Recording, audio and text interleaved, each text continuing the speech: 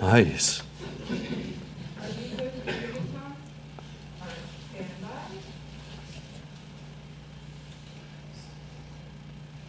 Welcome everyone to Wednesday Night at the Lab. I'm Tom Zinnan. I work here at the UW-Madison Biotechnology Center. I also work for the Division of Extension Wisconsin 4-H.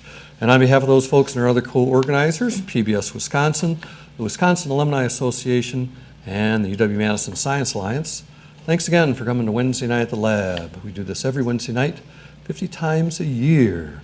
Tonight, it's my pleasure to introduce to you two folks, Sissel Schrader from the Department of Anthropology and Tamara Thompson from the Wisconsin Historical Society. They're going to be talking with us about Dugout Canoes of Wisconsin. Sissel Schrader was born in Madison, Wisconsin, and grew up in Wausau and went to Wausau East High School. Then she went to Luther College and studied biology and anthropology. And she came back to Wisconsin to go to UW-Milwaukee to get her master's degree in anthropology. She went to Penn State to get her PhD in anthropology and then did a postdoc at the Museum of Anthropology at the University of Michigan. Her first faculty position was at the University of Kentucky, and then she came here to the University of Wisconsin-Madison in the year 2000. Tamara Thompson was born in Bethesda, Maryland, and went to Carmel High School in Indiana. Then she came here to UW-Madison to study horticulture and agronomy as an undergrad, stayed to get a master's degree in genetics. While she was an undergrad, she took a course in scuba diving, which turned out to be pivotal. She worked for Jillian Banfield in the geology and geophysical department. And were you doing the mine diving then? Mm-hmm. And then started as a volunteer at the Wisconsin Historical Society and got on as an employee there in 2004. Tamara's going to lead off, and then Sissel will speak. Would you please join me in welcoming Sissel Schrader and Tamara Thompson to Wednesday Night at the Lab. Thanks for having us. Appreciate it. Well, thanks for having us back, and thank you for the introduction, Tom. So it's always entertaining to hear your life spelled out by Tom Zinnan, you know? So I'm going to start out by telling you a little story of how we got into this project. So how many people, first of all, know about the Lake Mendota canoe cache that's been found? It's about everybody here. It made a lot of news worldwide. And a lot of people will ask, how in the world, when you see something that looks like this, how did you know that that was a dugout canoe? Because to most people, this looks like just a regular log on the bottom. And the answer is that I've looked at an awful lot of dugout canoes ahead of going diving, and I just accidentally stumbled into these canoes on the bottom of Lake Mendota. So back in 2018, so I work for the State Historical Society in the Maritime Preservation and Archaeology Office. And in 2018, Ryan Smozzle, who was an undergraduate in the history department, came into our office, and he was interested in doing a senior thesis project, something related to maritime history. And we spent about 2 weeks looking through files, trying to pique his interest and see, what he could do for a thesis project. And we ended up settling on an evaluation of dugout canoes that are in collections across the state. Ryan wasn't a diver at the time, so he couldn't do underwater archaeology, but he did become a diver. And it turns out too that he had just learned to drive. So even sending him to a place like Bayfield was like sending him to the moon. So we ended up accompanying him on a lot of these projects so that he could learn the techniques for doing recordation and how to keep those records and how to report on them. And so as a result, I saw a lot of dugout canoes. At first, when I proposed this to him, we thought there were 11 dugout canoes in collections across the state. We had that in our folders at the Historical Society. And of those canoes, they would range in age from about 150 years old to 1,850 years old. And the 1,850-year-old one is the fragmentary canoe that's at Kenosha Public Museum. But after he finished his thesis project, we knew that there were 34 canoes, and since then, canoes continue to come out of the woodwork. We even learned about another one yesterday, so we are now up to 70 known canoes, which are either in collections or are still on the bottom. They remain on the bottom of lakes in Wisconsin. So far, we have seen 52 of those. And we still have plans to get through the rest of them, hopefully by the end of this summer. So there's a lot of work yet to be done, but we also have more information that we're getting. A larger sample set means more information. That's the problem with science, isn't it? So those range in age from 80 years old to 4,000 years old. So it really gives us a large scope of a large breadth of history. And two of those canoes are in the Lake Mendota cache. They are the oldest. They are the oldest in the Great Lakes region, but they also fall amongst the 10 oldest canoes in eastern North America. So we know, so we really do have a good representation here in the canoes that we're looking at. So this shows the quantity of dugouts, and it really puts Wisconsin second in the eastern United States. Florida only has more than us. They have 400 canoes, but that have been reported, some anecdotally, and 100 of those come from one lake called Noonan's Lake, which is outside of Gainesville, Florida. So I don't know if that counts. That's all in one spot. But we'll probably never get to 400, or maybe we will, as people report more canoes and know what they're looking at. But at this time, it puts us second again in the eastern United States. So for this presentation today, we're going to talk about our statewide survey that we've continued on from what Ryan started in 2018, and it really allows us to tell a larger story of, and actually a poorly understood story of maritime history. Dugouts in particular, and of the Native American use of these dugouts. So we're hoping to summarize historical knowledge of dugout canoe technology and use. We're going to describe Wisconsin Dugout Canoe Survey Project and our commitment to collaboration and engagement. We're going to show how we leverage primary field research and collections-based research. How this has significantly expanded our knowledge of Native American watercraft and maritime history, and provide a broader global content for Wisconsin dugouts. So from here, I'm going to hand it over to Sissel, and she's going to start with a little background information. Thank you, Tammy. Dugouts have been found around the world in places that had the availability of suitable trees. The oldest securely dated dugout canoes anywhere in the world are shown here, and they date to the early Holocene, between about 6,000 and 9,000 years ago. And so far, dugout canoes dating to the Pleistocene have not been found. There's another interesting aspect of these very early dugouts, including the dugouts from Lake Mendota, and that is that most of them are fairly flat. They look more like stand-up paddle boards than like dugout canoes. And this may have some implications for our understanding of early dugout canoe technology, particularly the harvesting of wood and how they were produced. However, we do know that even though the earliest dugouts date to the Holocene, so basically the past 10 to 12,000 years, we do know that watercraft extend much further back in time, most likely rafts.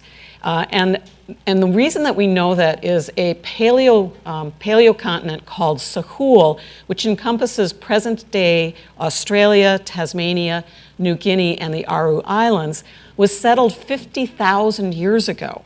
And at that time, the only possible route of travel to reach that paleocontinent was across the ocean, separating Sunda from Sahul, so across the Wallacean archipelago.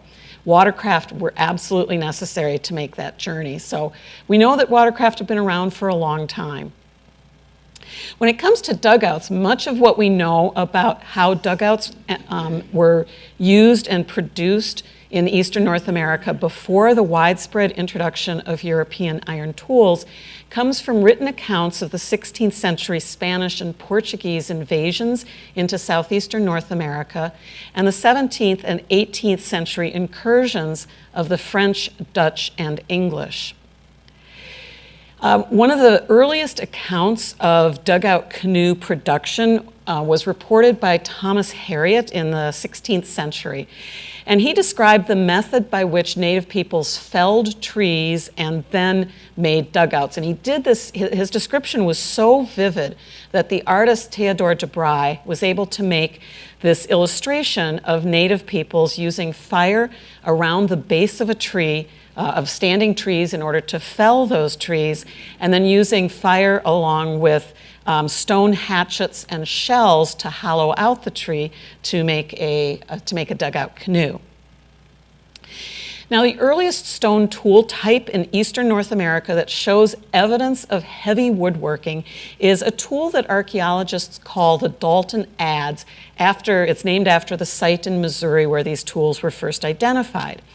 These stone adzes date to the Pleistocene-Holocene transition, so about 10,000 to 12,000 years ago, 11,000 to 12,000 years ago. And that makes these tools much older than the oldest known dugouts from eastern North America, which are between 6,000 and 7,000 years old. You can see on the stone tool on your right that there is a kind of matte polish that has a bit of a sheen to it, and that is really distinctive to woodworking.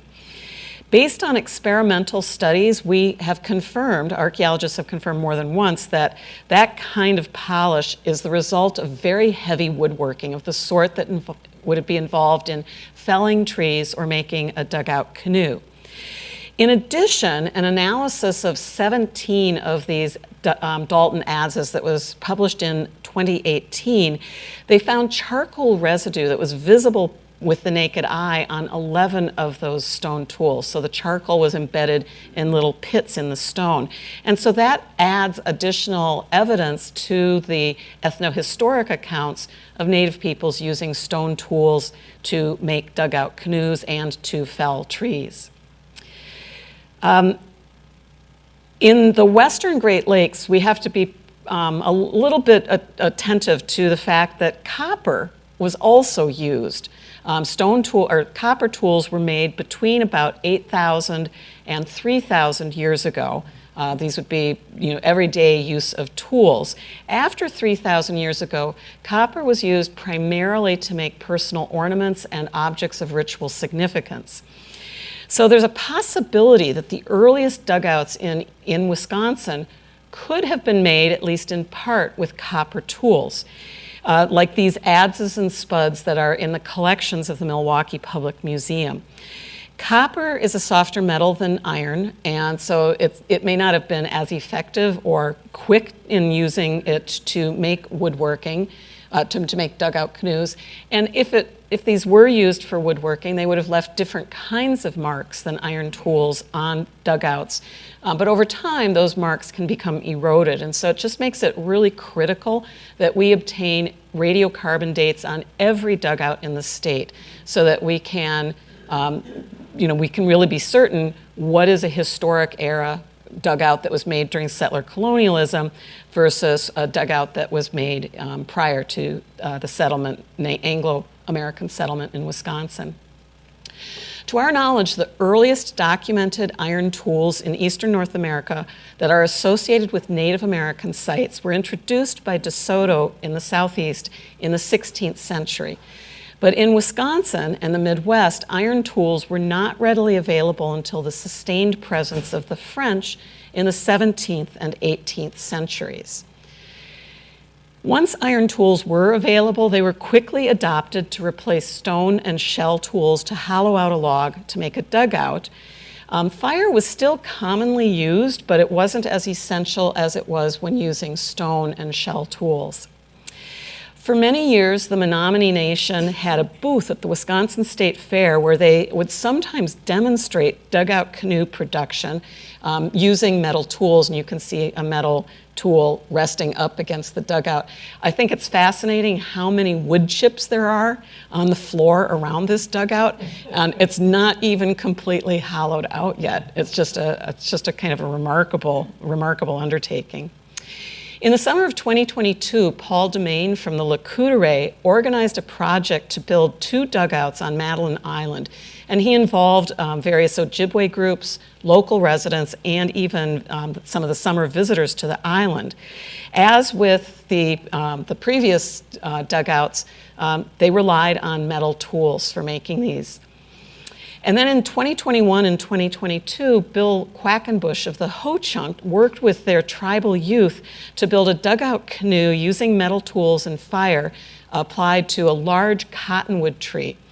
And they put that that dugout canoe into the water in the summer of 2022 and took it from through the 4 lakes and then all the way down to Beloit.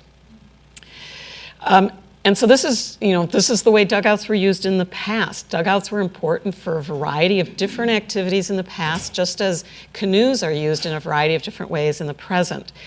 Dugouts were used for basic transportation on lakes and rivers by Indian people, as well as early fur traders like this father and his Métis son with their wares in a dugout descending the Missouri River in this illustration by George Caleb Bingham. I do want to ask you, what's in the front of this canoe? It looks like a black cat, right? But it's been chained to the front of the canoe, which is sort of curious. It is actually a bear cub. It is in the wares that they are transporting included the skin of the mama bear, and probably after they killed the mama bear, the baby bear came along, and they're like, uh-oh, what do we do now with the poor baby bear that's lost its mama? Dugouts were also used in fishing, as indicated by this hand-colored etching of Theodore DeBry illustration, and even whaling. And this is an illustration by DeBry of Newfoundland, native peoples in Newfoundland whaling in dugout canoes, which really seems to be like the absolutely most hazardous possible way you could use a dugout canoe. And of course, dugouts were used for recreation by native peoples, just as they are used today by all kinds of people for recreational use. So with this background of dugout production and use, we're now going to dig in, bad pun, dig into the Wisconsin Dugout Canoe Survey Project, starting with the basic goals that we outlined at the beginning, which included simply locating and identifying and then documenting dugouts from across Wisconsin, measuring and describing the dugouts so that we would be able to compare size and form of this kind of relatively rare form of material culture. And then we also wanted to make use of modern technology to develop 3D models of each dugout to make them broadly accessible, because most institutions have only one dugout in their collections. You look at that dugout and you think, okay, I know what dugout canoes look like. But it really takes the work that Tammy and I have done, just traveling all over the state and even to Washington, D.C., to the Smithsonian, to really realize that there's a lot of variation in the appearance of dugouts, in their size, their shape, their proportions. And so we really felt that it was important to be able to make this information broadly accessible. We've also been working with Forest Products Lab to determine the type of wood used to make the dugouts. And we've been determining the age of the dugouts using historic records where those are available, as well as radiocarbon dates, which we have a small number of, but we will be growing that part of the database over the summer. We've also been describing the condition of the dugouts, how they're stored, how they've been presented, to help develop a set of best practices for the institutions that curate and preserve and exhibit this, this form of material culture. So next, I'm going to turn it back over to Tammy to go through the methods we've used to document and describe the dugouts. Oh, actually, this is still me, isn't it? Or is it you? It should be you. It's actually you. Go ahead. Oh, yeah. Okay, confused. We've broken this up into relatively even parts. So the project began with Ryan and Tammy and other people in her office scouring the Wisconsin Historical Society archives, including Charles E. Brown's careful and detailed notes on the Lake Winger canoe, which was recovered in the late 1800s, and Ferdinand Hotz's photographs of Door County, including this dugout from Europe Lake that is now on exhibit at the Door County Maritime Museum. And these provide some really, very compelling evidence of the dugouts across Wisconsin. But the work continued with scouring Wisconsin newspapers, looking for any mention of a dugout canoe. And in some cases, like this dugout canoe that was found in Selmer Lake, we've been able to match it up with a dugout in an institution, in this case, the Iola Historical Society. Another example is this dugout canoe that was found in Forest County in the mid-1960s. And we're pretty confident that it is the dugout that's at the Fur Trade Museum at Villa Louis, even though their records indicate a different origin for their dugout. However, if you look at the bow on both dugouts, they're so similar that it really, this is such a unique appearance that these are the same dugout. And we'll be doing some additional analyses on this dugout, the wood from this dugout, to confirm that it may have come from a tree that grew in Forest County. However, there are a lot more newspaper accounts that mention dugout canoes where we've not been able to match up the newspaper account with an example in any institution or collection among any of the extant dugouts. So we think that there are probably more out there that we have yet to learn about. Many of these early dugouts may have been destroyed, but we think that there are some that are still extant. Oops, did I go backwards? There we go. We've also reached out to institutions around the state to inquire if they had a particular dugout that we found reference to in the archives or newspaper accounts. Sometimes we just, Tammy would just kind of cold call and say, hey, do you have any dugout canoes? And then when they would say yes, we've got one, we would make arrangements to visit and document it. And sometimes we'd get there and we'd find that they actually had 3 dugouts and that they just told us about the one. And of course, there are Tamara Thompson's recreational dives, where the experiences that she related earlier from working on this project helped her to recognize dugout canoes on the bottom of Lake Mendota. Although we've got a larger sample size now than what's represented on this map, and we're working on a much better, visually more appealing map, it shows that we've got pretty good coverage across the state. And that has been really important in that it allows us to start looking at geographic variation in the dugouts that we have in terms of the qualitative data, the sort of descriptive information, as well as quantitative data that we've got analyses of. And now it really is for Tammy, her turn. So I get the fun job of taking you on a tour of all the dugout canoes that we've visited in the state. So, and tell you a little bit about the data that we've gathered on them. One thing we want to look at is tool marks, and you can see very distinctive tool marks here that were used with metal tools for constructing mostly historic era canoes that we've looked at. Canoes will have thwarts, or sometimes they won't have thwarts. So these are the cross members that you see carved into the bottom of the canoe in the Oshkosh Public Museum image here. Sometimes these are referred to as seats in the canoe collections, but we believe that they probably were not used necessarily as seats, but used maybe to push against as they were standing to have purchase on the bottom of the canoe, or to divide it into sections to be able to store different cargoes aboard. Many of the canoes have evidence of burning. Sometimes the burning is on the inside of the canoe, so you can see here on a couple of the photographs the charring marks that are still shown in the center. But also we've noticed that there's charring on the outside of the canoes for when they were felling the trees. And we see that in the lower image on the right of the Menominee Logging Museum canoe. So kind of interesting when you can find this. It's like a clue into the construction of the craft. With some of the historic era canoes, we also see the presence of guide or gauge holes. So these are holes that have been put into the canoe and plugged. What happens is that they're drilled in at certain depths. The ends of the plugs, the dowels, are painted, and then as they scrape away, they're able to determine the exact thickness of the canoe.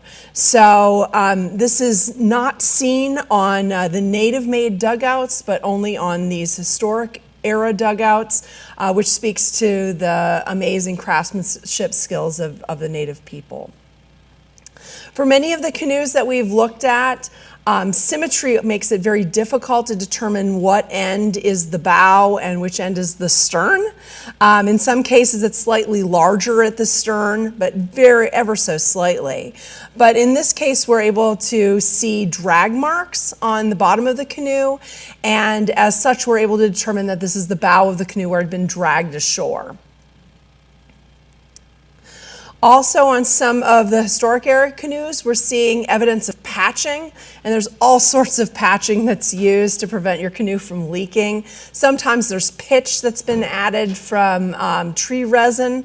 In other cases, there's material that's been shoved into the cracks of the canoe and put pitch over the top of it to try to get it to stop the leaking. When there are more substantial cracks, there's different kinds of tin patches that have been used. So we see here tin, brass, copper, all sorts of things. We even see in the top image here that they use the bottom of a bucket as part of the patch that they've nailed onto the bow of this canoe. And about a half a dozen or so of the dugouts that we've visited have been painted in some form or another. Some of them have various layers of paint of different colors, and some have designs that have been added to them. In the lower image, we see a combination of whites and grays, gold and black, which was probably a painted design along the gunnel of this canoe. And this canoe is at the Chippewa Valley Historic Museum. Two of the historic era canoes that we've looked at have designs that are painted on the bow. The one on the right is going to be the Menominee Logging Museum canoe. This is up against a wall on the outside of the building, and on the inside it's preserved and protected a little bit against the weather, and we see this geometric shape. And then on the image on the left, the image on the right, we see Chief Ackley's canoe of Mole Lake, which is on display at the Camp 5 Logging Museum. And we see a sunburst, which has been added on the bow. We also have a series of holes, which are sometimes unexplained. Some of them go partially through, but not all the way through the hull. And we're not really sure. We're still working on our theory as to what all the holes are. We have various hypotheses about these. Possibly they were used to mount a sail, or could have been used to control the sail with rigging. We see here in a model of a Lewis and Clark canoe that was described having a mast and used to hoist a sail and a flag. Or possibly it could have been used to secure a blanket or a tarp to the bottom of the canoe. As we see in this George Catlin painting, there's a person standing at the stern of the bow of the canoe, and somehow it's fastened to the floor or held down by his foot and held up in place to create a sail as they're going across big water. Or maybe it was just to hold a flag, as we see her with the Ho-Chunk canoe, as they used this past summer on Lake Mendota when they were touring the 4 lakes and taking it down to Beloit. So in this hand-colored etching, it shows the use of fire for night fishing. And although it's probably an artistic license that they have a fire built in the center of the canoe, they probably put it up on a pole or a standard and tipped it out over the water in order to create light to be able to attract the fish for fishing. A number of the dugouts will have holes at the bow in some manner. These are used either to daisy chain the canoes together or to tie a rope and be able to fasten the boat to shore or keep boats together in a fog. So a lot of times canoes also could have been used to tow various products and tow them behind, and so several canoes were chained together. Very infrequently are artifacts found in association with canoes, but 2 of them in Wisconsin, we have evidence of that. One is the Lake Mendota canoe. Number 1 was found with a series of net sinkers. So all of the net sinkers were about the size of your hand, and they were piled in the center. So these must have been attached at one time to the bottom of a net to hold it in place, and then gourds were placed across the top. And all that remains are the rocks themselves. But there's also a canoe that was found in Lac du Flambeau by Strawberry Island. It's called the Strawberry Island canoe, and it was found with trapping artifacts associated with it. So a number of traps and other tools that would be used by early trappers. We're reaching the point in our sample size now that we're starting to see great similarities between some of the dugouts, and this could possibly be because we're seeing the hand of the maker, so a number of canoes that were made by canoe makers of various tribes, or maybe they're practices that were used in and of themselves of the tribes. You see this the stylistic bow in a number of Menominee canoes.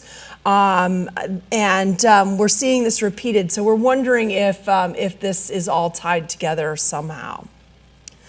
So as far as quantitative data and categorical data, we also recorded a number of things about the canoes, including length, width, and depth of hold. We sketched the canoes on graph paper and kept descriptive notes.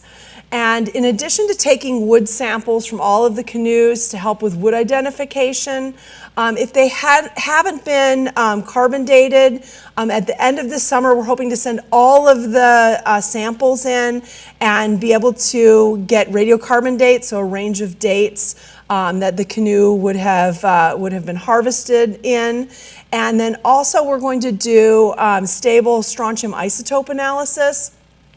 Wisconsin is geographically different enough so that we should be able to assign regions to each canoe where the canoe was harvested from. And this will allow us to give information or provide somewhat of a history to some of the canoes that are in collections that no longer have that information associated with them. We've also tried to use a number of technological advantages that we've had come to us. Certainly 3D modeling is not something that's new, but the speed and rapidity of it is really something that's improved over the time since we started this survey. In 2018, Ryan collected data sets from each one of the canoes that he visited, and he would run these, the photogrammetry models overnight, and sometimes it took days for the models to be created.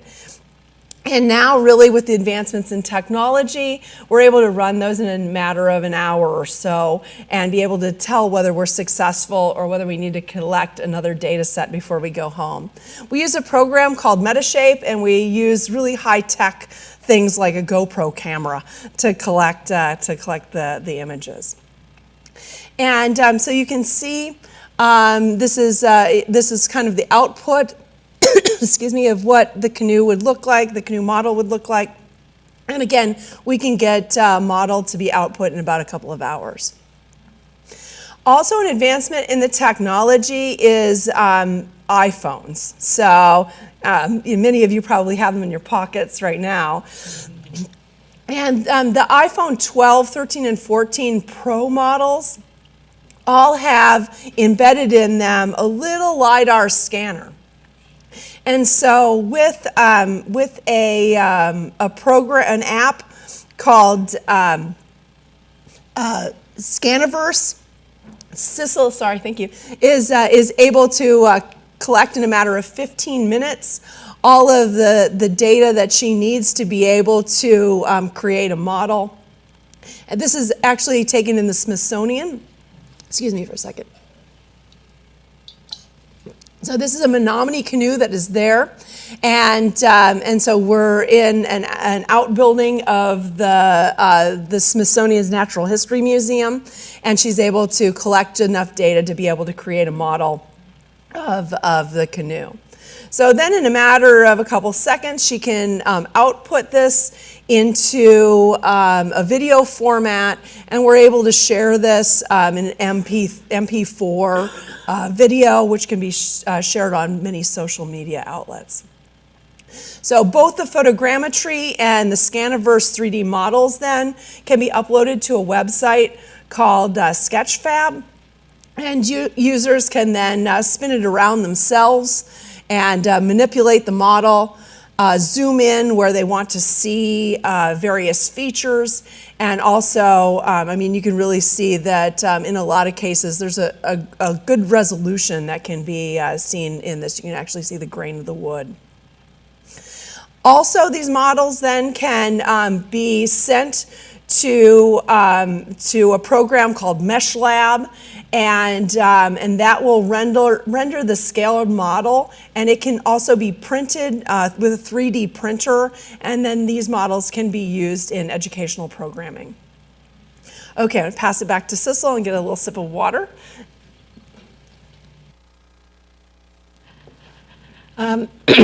So we are still actively collecting data for this project, but we do have some preliminary results that we'd like to share with you. And those relate to the size of dugouts, the kinds of wood that they were made of, and their age. The intact dugouts that we've looked at have ranged in size from about 2¼ meters in length to just over 11 meters in length. But most of them fall within a range between 3 and 5 meters in length. We've got a few working hypotheses about dugout length. One is that the length might relate to how the dugout was used. A second is that dugouts may have varied in size through time, although the evidence that we have at this point would not seem to support that hypothesis. And then a third is that maybe the size of the dugout is related to the kind of water on which the dugout was used, perhaps with shorter dugouts being used on smaller inland lakes and larger or longer dugouts being used on big river and big water. The shortest intact dugout in our sample is the Lake Mendota dugout number 3, shown here, which is 2¼ meters in length and about 2,000 years old. This dugout is in pretty poor condition. I think Tammy describes it as feeling like wet cardboard. So it's not something that could be feasibly raised from the bottom of the lake, so it remains on the bottom of Lake Mendota. The longest dugout in our sample is 11 meters in length, and it's at the Sawyer County Historical Society in Hayward. And the story they have about this dugout was that it was used about 150 years ago by a trapper named Davidson to transport supplies on the river from Chippewa Falls northward. And just a little aside about this is the building was basically built around this dugout. and then the building was in one part of Hayward, and it was moved across the road at some point, and they had to move the dugout within the building. It just is, it's so massive. In the 17th century, the French fur trader Louis Joliet commented about a Peoria village that they encountered near the confluence of the Mississippi River and the Des Moines River. And they described 300 cabins in this community and 180 canoes that were kind of up beached on the river here. And those canoes were 50 feet in length, or 15.2 meters in length, so much longer than any of the canoes in our sample, which are mostly like 1/3 the size of this. So this provides some possible historic evidence that longer dugouts were used on big water and for river travel. Now, some of the, turning our attention to wood type, this is some of the funnest stuff I think that we have found in this project. If we look at wood type that has been determined for dugout canoes across eastern North America, with the exception of Wisconsin, there are 174 dugouts for which wood type has been reliably determined. And 92% of these dugouts are made out of softwoods, which are more easily worked with stone tools and fire than hardwoods. And they're also relatively light in weight and rot resistant. Pine in particular and many other softwoods contain a resin that facilitates the burning process that's used for hollowing out the dugouts. So it seems to make a lot of sense, and this is kind of conventional wisdom that pine or cypress would be preferred materials for making dugout canoes. However, the samples that we've had analyzed so far at Forest Products Lab, we've had them look at 39 samples. And roughly 2/3 are made out of softwoods, and fully 1/3 are made out of hardwoods. So the softwoods that have been identified are white pine, hemlock, and spruce. And the hardwoods that have been identified include white oak, elm, butternut, and hickory. And this makes the Wisconsin assemblage of dugout canoes really stand out as unique with regard to the wood types in terms of diversity of wood that was used, as well as the significantly greater representation of hardwoods. Now, elm has been was one of the puzzling discoveries because most people that we've talked to that have any knowledge about wood say, oh, you could never make a dugout out of elm because it doesn't split easily. It's got this weird cross-knit grain to it. But when we look at the locations of dugouts plotted on a map of the 19th century public land survey data on witness trees, we'll see that there's a correlation between the type of wood that a dugout was made out of and where in the state it's located. So most of the white pine dugouts come from the northern part of the state or along Lake Michigan, where the sandy soils make suitable habitat for pine trees. Most of all of the white oak and most of the hardwood dugouts come from southern Wisconsin, the southern part of the state, which was characterized mostly by hardwoods, particularly oak savanna, at the time of the public land survey. There's one hemlock dugout on the Menominee Reservation and one hickory dugout on the Menominee Reservation. And this kind of sets up some interesting things about native ingenuity and persistence.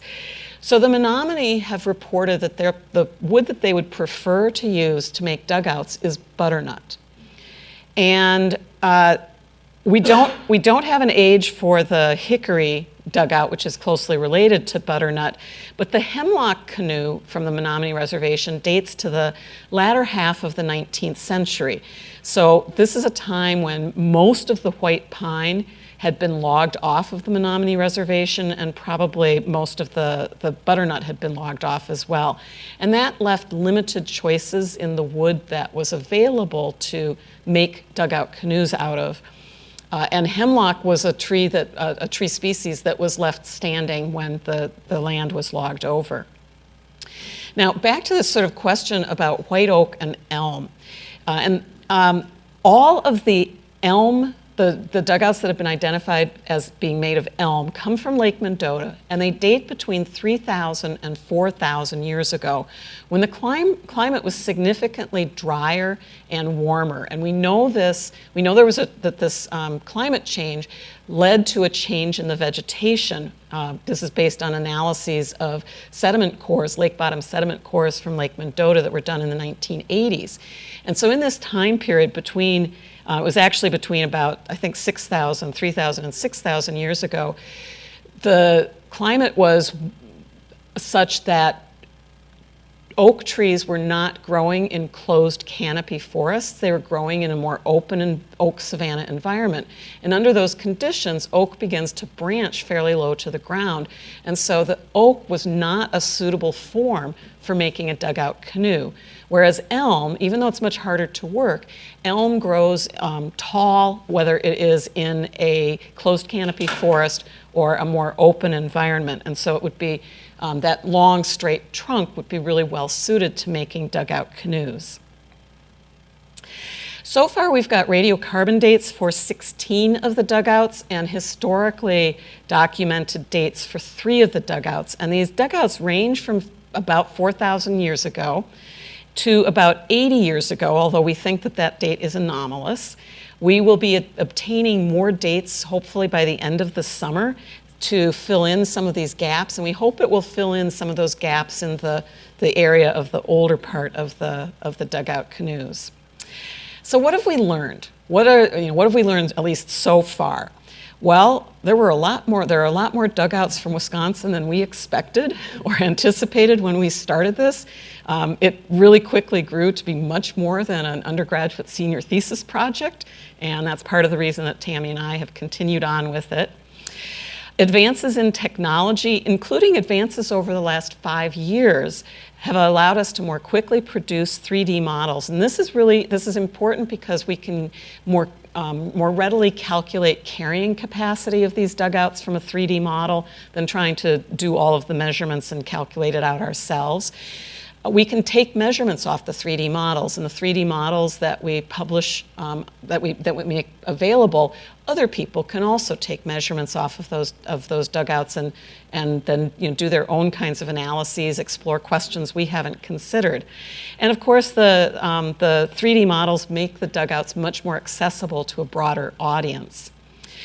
We still aren't quite sure how to deal with this, but sometimes photogrammetry works much better on a dugout than LiDAR, and other times the LiDAR works much better than the photogrammetry. And I don't know if we have a single dugout where we've got a beautiful photogrammetry model and a beautiful LiDAR model. There just seem to be some things that work better with the photographs and some that work better with the scanning. Dugout length varies significantly, and this might be related to the kind of water on which the dugouts were used, rivers versus inland lakes. Dugouts were typically made out of locally available wood, and it makes a lot of sense when we think about that, but it doesn't align with the conventional wisdom about dugouts being preferentially made out of pine or cypress in the southeast. And the range of wood taxa or tree taxa that were used to make dugouts by native peoples in Wisconsin is quite wide, quite broad ranging, much more so than what archaeologists and anthropologists have typically thought. And so this just shows us that the choices that people made in the past did not get constrained by the kinds of things that we think of from our Western perspective today would be major constraints. Dugouts have a wider range of dates than we ever expected. I have to say, when Tammy first found the first dugout in Lake Mendota and brought up a wood sample that they had, the Wisconsin Historical Society had dated, we were all, I think, thinking, oh, maybe it's 500 years old. And then it came out 1,200 years old. And then as she found more dugouts, they turned out to be even older. So this is really kind of exciting for us. The oldest dugout that we currently have in our sample is 4,000 calendar years old. Another kind of important message that we want to get out is that even a fragment of a dugout tells a story. We can look at wood type And that can be really informative. These are two dugouts from the southern part of the state that were both made out of white oak. They're just fragments. We can also add to our knowledge of climate history by looking at the tree rings in some of these dugouts. And the one on the lower right from Lake Delavan, Evan Larson from UW-Platteville is working on doing a cross-section to look at tree ring width and correlate that with climate conditions in the past. So even a fragment of a dugout has research value. It might not be as exhibit worthy as a complete dugout, but it still contains really important information. So what's next for us? We've got so many canoe puns that people are starting to groan about them. First, we're going to continue our efforts to visit the dugouts so that we can document the remaining dugouts that we have, the total of 70 that we know of so far. We'll be searching for dugouts that have been reported as being underwater. That's something we will be doing this summer. We'll be finishing up wood identifications on the full sample so that we can really talk about the full range of different types of wood that were used. We'll be getting radiocarbon dates on all of the undated dugouts, and we'll be redating a couple of the dugouts that have dates that we think are anomalous. And those are dugouts that have been shellacked or otherwise treated in ways that could have compromised a radiocarbon date if you weren't aware that the dugout had been treated. We'll be conducting stable strontium isotope analysis to determine the region within the state from which the trees came that were used to make these dugouts. And this kind of work, the radiocarbon dates and the strontium isotope analysis, are fairly expensive undertakings, but we've got funding from the UW-Madison Office of the Vice Chancellor for Research and Graduate Education from the Fall Competition Award and a VILAS Mid-Career Research Award that will cover the costs of this, and we still have a National Science Foundation grant proposal that is under review and pending that we should hear about later this month. This is a project that would not have been possible without the participation and enthusiastic cooperation of so many people and the institutions where they work. We're really so grateful for our tribal partners, our institutional partners, as well as people who've just had an interest in this project and maybe had a dugout in their personal collections. So thank you. If you've got a dugout to report, please contact the state archaeologist at wisconsinhistory.org. It might already be in our sample, but it might not be. We would love to know about more dugout canoes. And if you'd like to learn more about this project, you can visit my website, schrader.labs.wisc.edu. Thank you very much.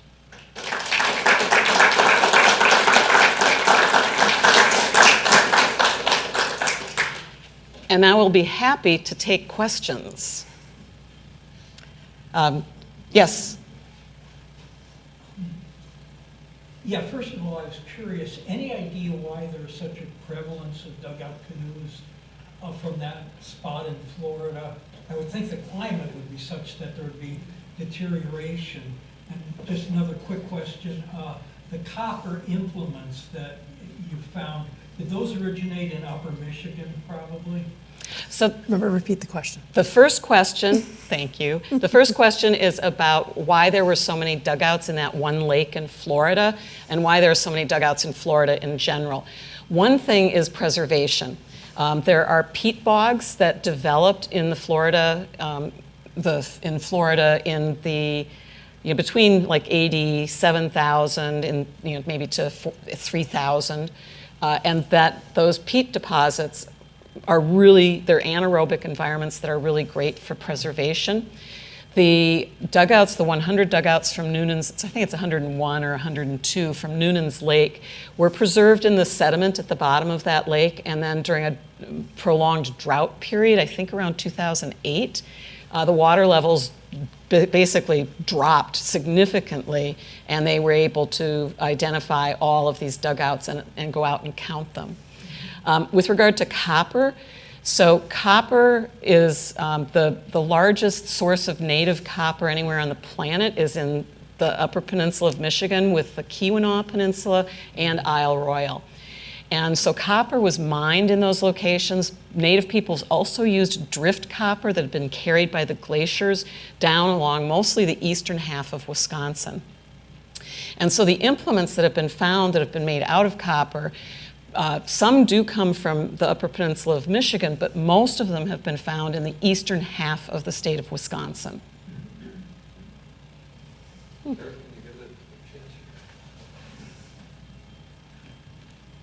How complete is the dendrochronology record for Wisconsin? And are you able to utilize that to date any of these dugout canoes? So good question. How complete is the dendrochronology record for Wisconsin, and can we use it to date the dugout canoes?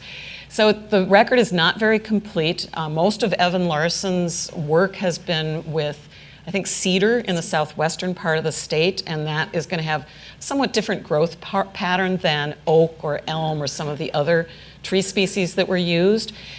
So it's going to be difficult to kind of correlate that with dates for the dugouts, but what it can tell us is something about climate conditions preceding the time that the tree was felled to use to make the dugout. And that can be very helpful in better understanding the lifeways of people in the state. Have you identified other areas to search for canoes that have characteristics similar to the McKenna Park area and Shore Hills area?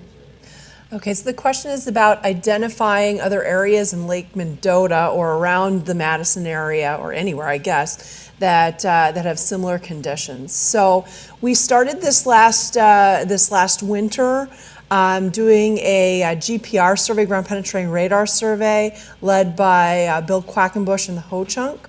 So we had been out on the ice a couple times with his ground penetrating radar to look for anomalies through the sediment. We're still trying to develop methodology for being able to look. The canoes that have been found at McKenna Park are just incidental finds. We've never really looked for canoes anywhere. It's just kind of stumbling across them by accident. Bill actually says that the canoes find me. One theory is that it's likely Madison has a lot more canoes. There's a lot more canoes right there. And we haven't even thought about looking in the other lakes. There's so much work to be done. But again, I think we're at the point right now where we're trying to develop a methodology to be able to see through the sediment. At McKenna Park, there were unique conditions. So it's right outside of a mooring field.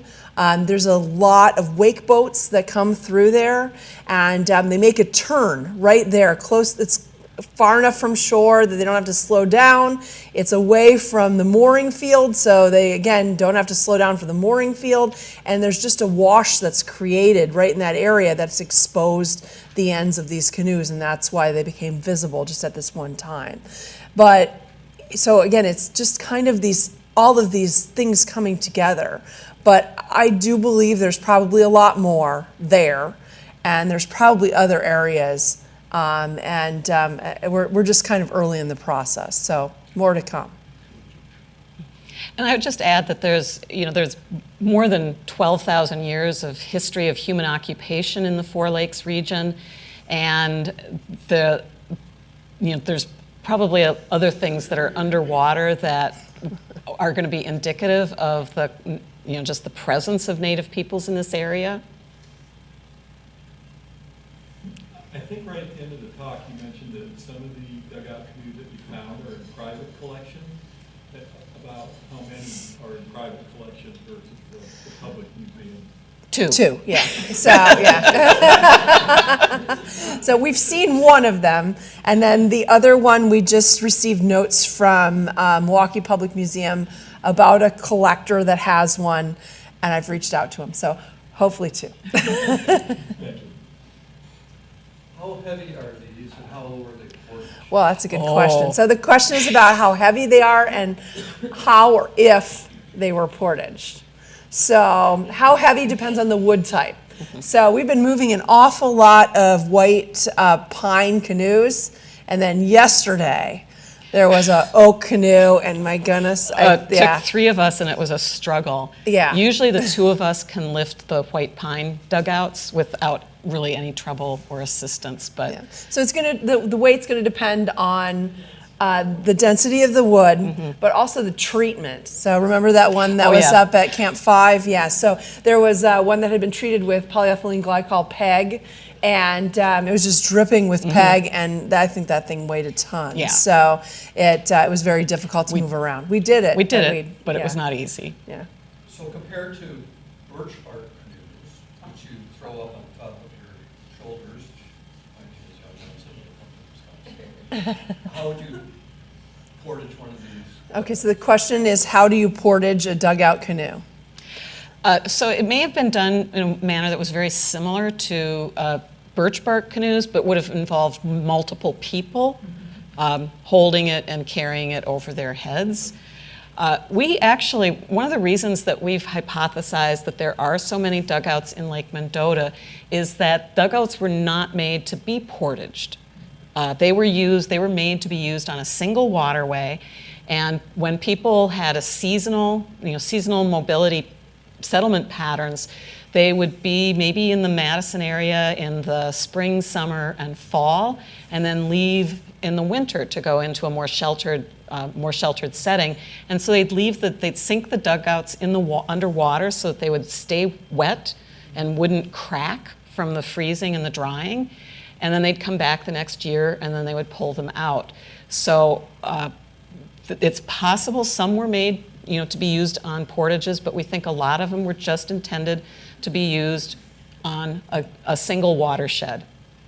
We've spent a lot of time, as you probably realize, driving around in cars and hypothesizing about these things. Did you say cars or bars? Coffee shops, though. We're starting to catalog all the coffee shops Yeah. we've been to.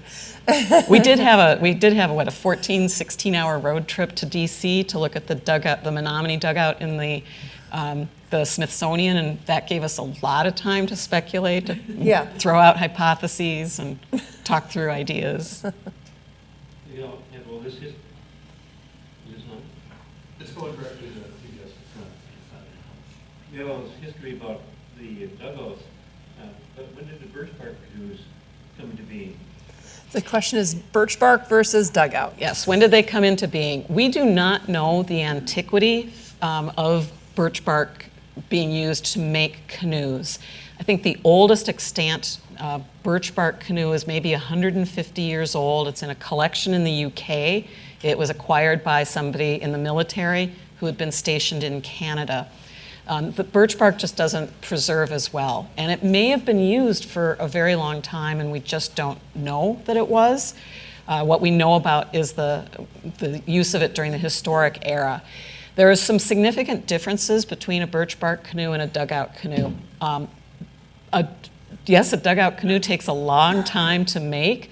Birch bark canoes can be made in a shorter amount of time, but they're actually fairly fragile, and you can't use them on rocky river bottoms, rivers with rocky bottoms or rocky shorelines, because those rocks will just tear the birch bark. The birch bark canoes have been historically described as something of a maintenance nightmare. Every day or a couple times a day, people using birch bark canoes would have to stop and repair them because the pitch would start to crack and pull away, and so they'd get leaks in them. The dugout canoes didn't have any of those problems. You could use them on rocky rivers, and we've got some historic photographs of Menominee using dugout canoes on the Wolf River going through some of the whitewater rapids there. So they can withstand a lot of beating up, and they'll last longer if they're cared for, particularly by sinking them underwater for the winter and then pulling them out the next year. Whereas the birch bark canoes are, they're just much more fragile. I wondered about the 3D imaging, and you said some were good with one type and one was good with the other. Are you checking about, is it the type of wood? Are you keeping track of the wood or the age? Yeah, so, okay, I'll answer this. The question is about 3D imaging, LiDAR versus photogrammetry. I don't know, we spent a lot of time talking about why it worked and why I was successful one day and she wasn't. And yeah, so we always have bets about this too. We don't really know. We thought for a while that it was, if the canoe was more fragmentary, if it was starting to break up, that the LiDAR, the laser scanner, wouldn't bounce off of it as readily, and so it tended to mute that. I don't know. We've had also really fragmentary canoes that have worked with the LiDAR, so that theory got thrown to the curb. The other one we thought was, well, maybe the condition of the canoe in the exhibit, like it needed to be vacuumed because it had way too many cobwebs on it. That I'm not saying that there are museums out there that don't take care of their artifacts, but we've done a lot of vacuuming, and we thought maybe that was affecting the LiDAR scanning as well, and that didn't seem to matter either. Sunlight, we also thought, because sometimes if there's if we're outside and we're unable to get to a power source to bring artificial light in, to get a more even lighting. For the photogrammetry, it just doesn't work. If you have sun rays that are going across something, the photogrammetry is in some cases, I've just decided not to even try it because it's just going to be too dark. We can't, we don't have a power source out there. Some people are keeping them under sheds, and or we're way back somewhere, and so that we just don't do the photogrammetry on those, and we try to go mostly with the LiDAR. So I don't know. We still haven't figured it out. There's also a component, seems to be a component of paint. We think it might be lead-based paint reflects the LiDAR signal in a different way that makes it, it just like is maybe bouncing back and forth before it comes back to the phone. So it creates really... lead paint nightmare, So also some oils that have been put on it, so some sort of preservative, wood preservative, also reflects the light from the LiDAR, and so then it won't work, or certain places in the canoe will leave holes in the model, and I don't know. So we'll do them both, and we'll try to get one model, and we'll be happy. That's what we've decided. So okay. Any other questions? I think there's one in the corner here. Make Tom run. And somebody back, way in the back, then next. No, just kidding. And one right here. What was do you know what the material was in the Dalton adze? What stone? So the question is, what kind of stone was used to make the Dalton adzes? It was a chert.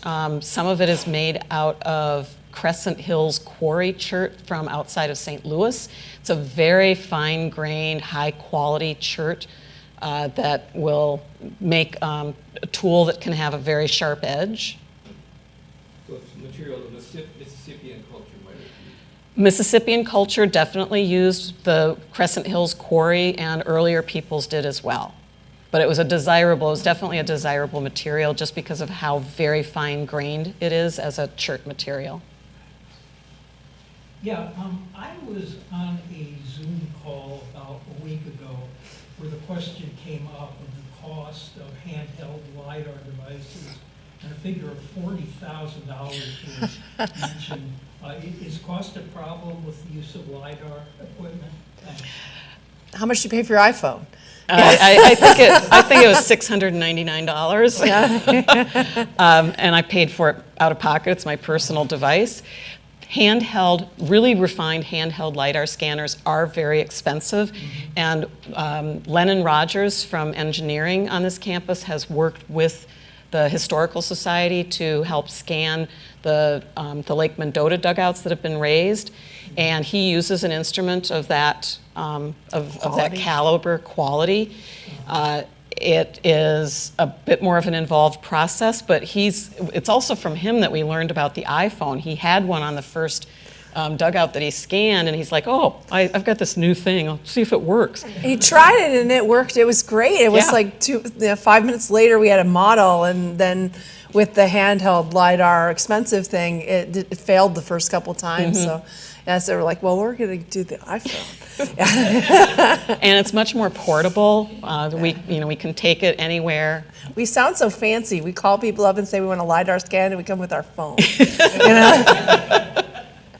They're underwhelmed. What are the paddling characteristics of the dugouts that you're familiar with? mentioned went from here down to Beloit recently? Okay, so the question is about characteristics. Most of them have flat bottoms, very flat bottoms, and very little rocker. Also, they're not bowed out mostly. They're mostly flat, straight up and down sides on them. What other characteristics can you think of that we see similarities in? So, you would think with the variety of canoes, you can go into Rutabaga or somewhere like that and see these really fancy canoes, and they talk to you about, this tumble home design and all these other the features and things like that. These are very flat bottom utilitarian vessels, so, and probably very stable, and probably took a little bit of work to run through the water, and they were not fleeting, going very fast and speedy through the water, but very slow. And were they poled or paddled? In some cases, both. So again, when we have holes that are through the bow and stern, we believe they may have been daisy chained together in order to be pulled in a line. Think about putting cargo or something in, paddling the forward canoe across a lake and towing something across to a village on the other side or something. But They may have poled in shallow water, so they might have had, been standing up and used poles. The illustrations. Pole. Yeah, it was a Hershey Sorry. paddle. Yeah. Some of the historic illustrations that we've seen show them with paddles. So they would paddle them in the Ho-Chunk canoe last summer, as well as the ones that were made on Madeline Island. They took out with just paddles. Is it Bill Quackenbush? Mm-hmm. When he had that canoe, that dugout go down Yahar to the rock to Beloit, did he take any video of that so we could see how the boat works? I have some video of it, yeah. It sat kind of low in the water, but it was also something that they, I don't know that they want to make sure that it didn't roll over more than anything. But yeah, you should have him come and talk about his journey. Please invite him. It would be a great story to listen to. It's pretty big. They tow it behind their truck. So, yeah, and they put 4 people in it. Sounds like Minnesota. Okay. Other questions? If not, thank you. There's one in the very back, yeah? Or are you just waving? Okay. Well, let's cut and then they can come down. Wait for the microphone. Very timidly raising his hand in the back. I was particularly captured by your mentioning of the concept of sinking these dugouts over the winter. Now, as a layman, the idea of submerging a wooden object that took a lot of work to create seems counterproductive. The idea of wood and water, they don't mix too well in my mind. Can you linger on a little bit about how that is beneficial? I'll take. Okay. Yeah, sure. The question is to expand a little bit on this practice of sinking the dugouts in water over the winter, because it does seem sort of counterintuitive. But if you were to leave a dugout on land in the winter in the Wisconsin climate, anywhere in the Wisconsin climate, it's going to dry the wood out, and it's going to get snow in it. That snow is going to melt, freeze. It's going to cause the dugout to crack and is going to be more likely to break. It probably took some effort to sink the dugout in the water. It would have been sunk to a depth that would be a little bit below the freeze depth for ice, so it would be below the freeze line. And the water would be cold, and it would maintain the moisture of the dugout.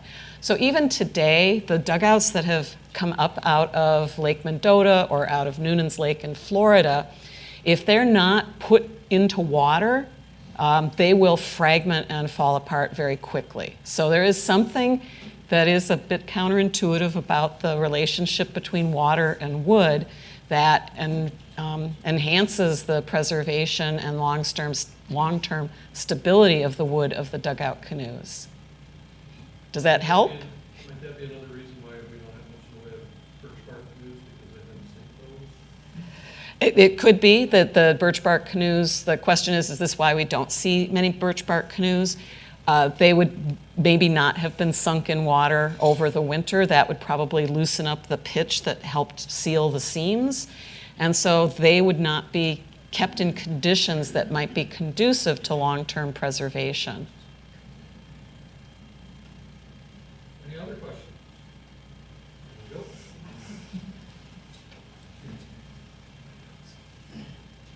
You have the four canoes up there with the distinctive bows. Is that specific to one lake? No. So the question is about the photograph or the slide that we had with the 4 photographs of the distinctive bows.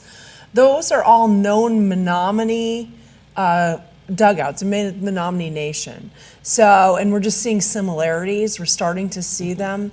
There was a known. Do you remember the name of the known canoe maker? I can't remember his Menominee name, but the English, probably grossly inappropriate translation was bad eagle.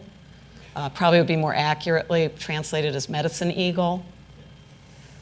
So he's a known maker of the dugout at the Smithsonian. And so one of our thoughts is that he may have made some of the other Menominee dugouts that we see that have a very similar appearance to them and similar form.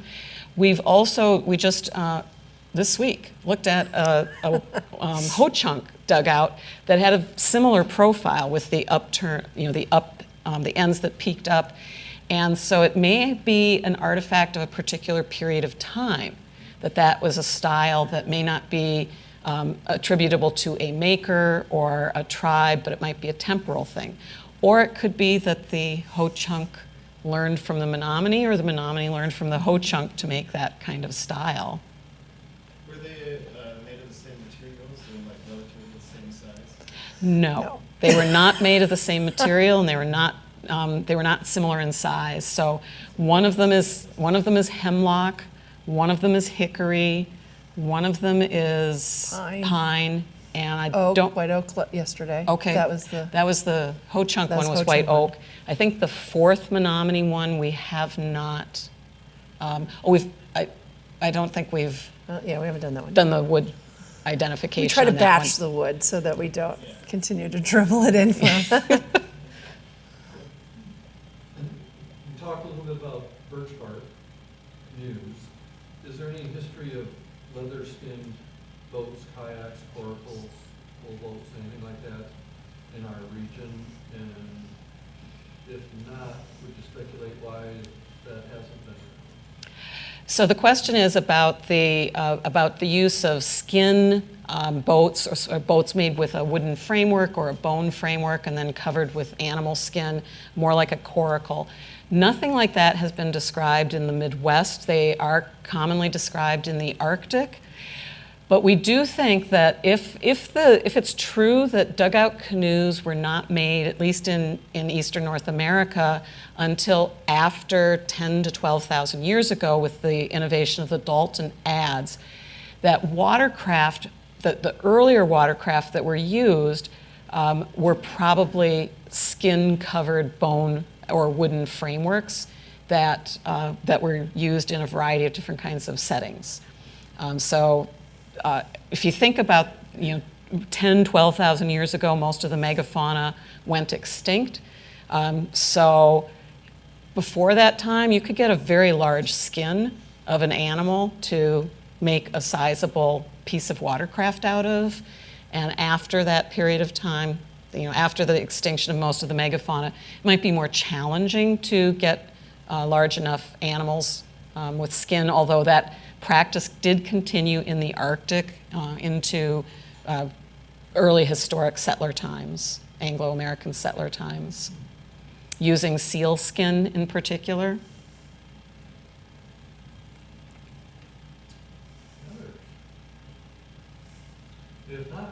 very, very much. Fascinating. Thank you.